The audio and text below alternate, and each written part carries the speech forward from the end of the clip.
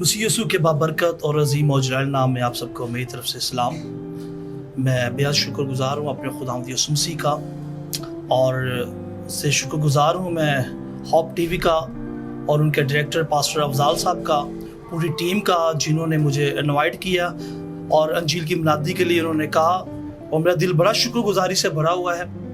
उन्होंने मौका दिया और मेरी दुआ है कि ये हॉप टीवी दुनिया की इंतहा तक अंजील की मुनादी को लेकर जाए और इनके वसीला से लोग तौबा करें और बपतिस्मा लें और खुदा की तरफ आएँ। आए अपने सर को झुकाएं, खुदावन के हुजूर का महसूस करें। जिमशीर खुदाए कादर अब्दी के बाप सलामती के शहजादे, मैं तेरी हमद, तेरी तारीफ, तेरी मदद करता हूँ खुदा, आज के वक्त के लिए, आज की घड़ी के लिए, आज के लम्हात के लिए खुदा, जिंदगी सलामती के लिए खुदा, जो तूने हमें बख्शी है खुदा, इस बात की मैं शुक्रगुजारी करता हूँ खुदा। आज का खुदा जो कलाम का बीज बोया जाए खुदा, कोई 30 गुना, कोई 100 गुना, कोई 100 गुना फल लाने वाले बन जाए खुदा। तो सुनने वाले कान और समझने वाला दिल दे खुदा, ये बीज दिल की तख्तियों पर नक्श हो जाए खुदा। जब अपने बहन भाइयों अजीज़ोकारों के साथ इस कलाम को शेयर करें, वो भी इस कलाम के वसीला से बरकत को हासिल करें। मसीह यीशु नासरी के नाम से आमीन। आए हम खुदा के कलाम की जानिब बढ़े। मेरे साथ निकालिए ज़बूर की किताब, उसका 146वां बाब और 7वीं आयत में लिखा है, जो मजलूमों का इंसाफ करता है, जो भूखों को खाना देता है, खुदावंद कैदियों को आज़ाद करता है। पाक कलाम के पढ़े और सुन जान पर खुदावंद की बरकत हो।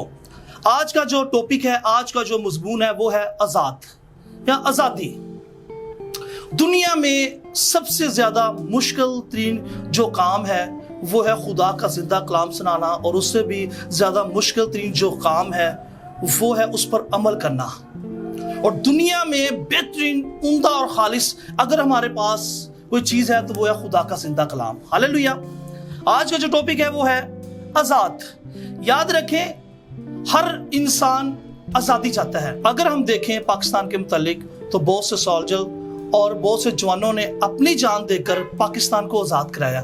पाकिस्तान वाहिद ऐसा मुल्क है जिसमें हर मज़हब को आज़ादी है, वो आज़ादी के साथ दुआ इबादत कर सकता है।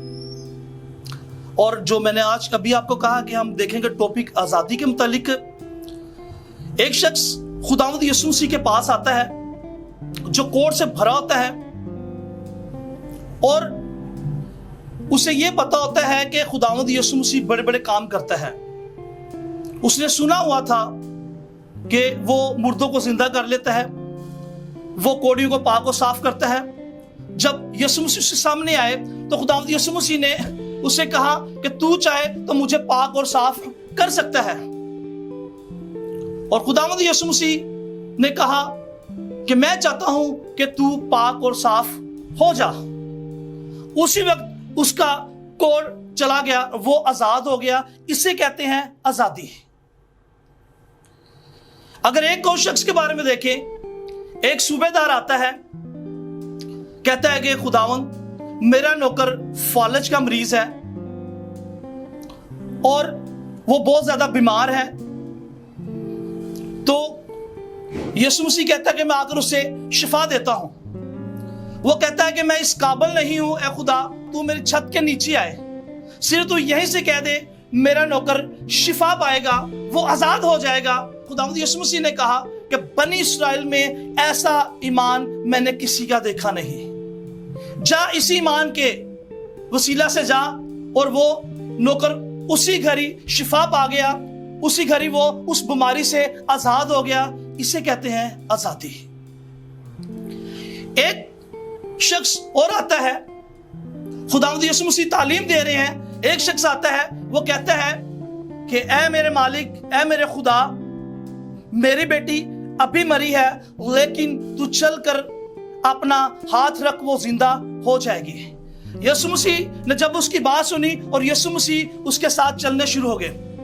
और चलते चलते एक औरत जिससे 12 वर्ष से खून जारी था, वो जी में कहती थी कि मैं उसका पल्ला ही छू लूंगी तो मैं शिफा पा जाऊंगी, मैं उस बीमारी से आजाद हो जाऊंगी।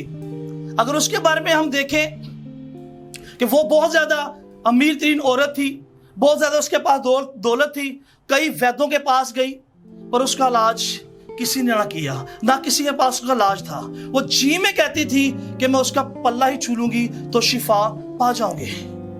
और उसने जब खुदावंद यीशु से देखा, उसने लोगों को पीछे करना शुरू किया और उसने पल्ला छुआ और खुदावंद यीशु मसीह से कुव्वत निकली। और जब उससे कुव्वत निकली तो उसी दम वो उस बीमारी से आजाद हो गई। उसी दम वो बीमारी से आजाद हो गई। और खुदावंद यीशु मसीह ने मुड़कर कहा कि मुझे किसी ने छुआ है। लोगों ने कहा कि लोग तुझ पर चढ़ी हुई है।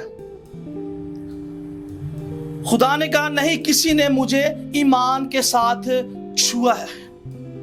और वो डरती हुई, कांपती हुई वो औरत यीशु के पास आई।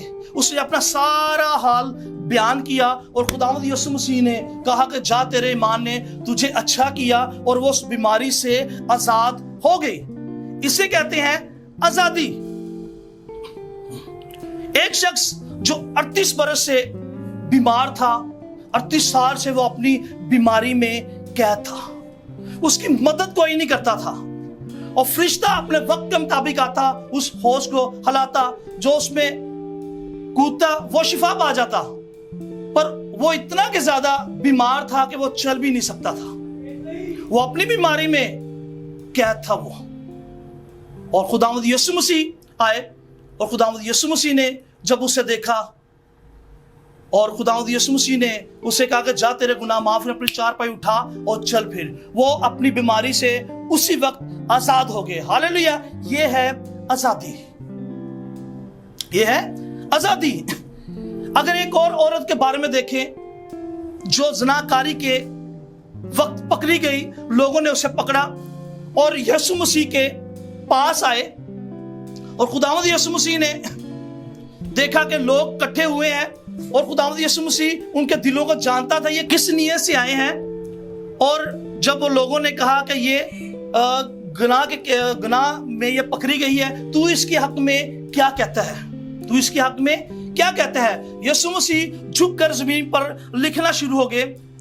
उसने कहा कि पहले वही पत्थर मारे जो बेगुनाह है, जिसने गुनाह नहीं किया। और दोबारा जब खुदावंद यीशु मसीह झुके और जब अपनी आंखें उन्हें उठाई, कोई भी शख्स नजर नहीं आया। तो उस औरत से पूछा कि लोग कहां हैं। तो जब उसने अपनी आंखें उठाई, उसने पूछा कि लोग कहां हैं। तो कोई उसे नजर के सब चले गए हैं। उसने कहा जो तुझ पर इल्जाम लगाते हैं, जो तुझ पर हुक्म लगाते हैं, जा, तेरे गुनाह माफ हुए, मैं भी तुझ पर हुक्म नहीं लगाता। वो उस गुनाह से आजाद हो गए। इसे कहती हैं आजादी। आज हम क्या करते हैं, जब लड़के 14 अगस्त को निकलते हैं अपनी बाइक लेकर और अजीब सा शोर होता है, लोग भी परेशान हो जाते हैं और लड़ाई झगड़े का भी सबब बनता है। ये आजादी ऐसी आजादी नहीं है। आजादी वो है जो हम अपने खुदा को याद करें। आजादी वो है जिसे हम खुदा की इबादत करें, प्रस्तिश करें, मददसाई करें और खुदा के आगे खुदा का शुक्रिया अदा करें जिसने हमें जिंदों की जमीन पर जिंदा रखा। खुदा ने हमें इसलिए बनाया ताकि हम खुदा की इबादत करें, उसकी हमद करें। और आपको मेरी तरफ से यही है कि आप सब अपने घरों में उस दिन, जिस दिन 14 अगस्त होगा, उस दिन आप इबादत रखें। घरों में खुदा की शुक्रगुजारी करें कि इस मुल्क पाकिस्तान के लिए आप दुआ करें। उन शहीदों के लिए आप दुआ करें जिन्होंने अपनी कुर्बानियां देकर हमें पाकिस्तान दिया। पाक कलाम के पढ़े और सुने जान पर खुदा की बरकत हो।